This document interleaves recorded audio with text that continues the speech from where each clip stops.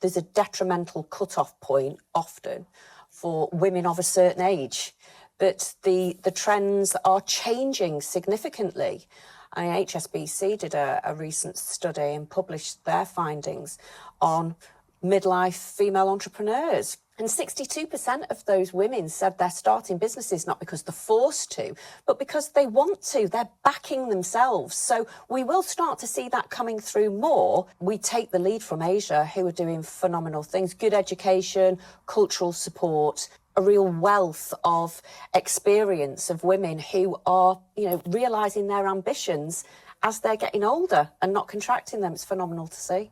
So how do we go about moving the conversation and moving away from what India Knight said about it being menopause mania, which I really don't agree with, to for this to be a mainstream conversation, that it's a significant transition in a woman's life? How do we keep that talent when she's absolutely at the top of her career game? Well, Fiona, the reality is, and I don't care what India Knight said on this thing, all women are going to go through this. And women. Do you think there needs to be a law change? I do, and after childbirth, menopause is the second most career-limiting issue for women. And there's already provision in the Equality Act to protect women after pregnancy and through their maternity status. And I think it's only right and proper and required that that same provision is included for women in menopause too. I know from women who are contacting me who are having to share Estrogel, which is a pump. So instead of taking 3 pumps, which you should be taking 2 to 3 a day, they're only taking 1 pump each and sharing it with their family and friends. So it's absolutely just scandalous. So tell us some more, explain more about how you are connecting and what kind of conversations you're having with women in those communities to really galvanise them and inspire them to really unleash their potential on the world too. Now, as you say, really passionate about bringing more women into. And one of the many key themes was getting comfortable with the uncomfortable.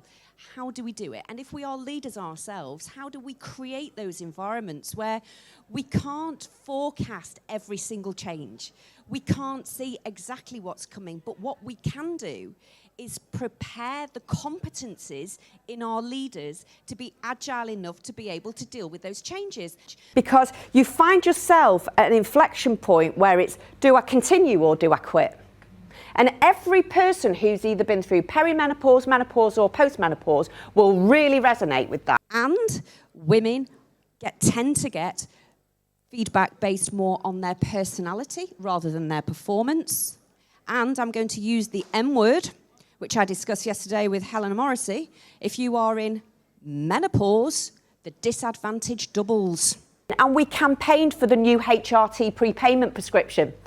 And we did really well. And amongst all that, it has changed the lives of working women to be able to. If you want to continue to build companies that have the best outcomes and the best routes to profitability, if we're going to take it down to absolute P&L, women bring about on boards better financial returns. Number 1.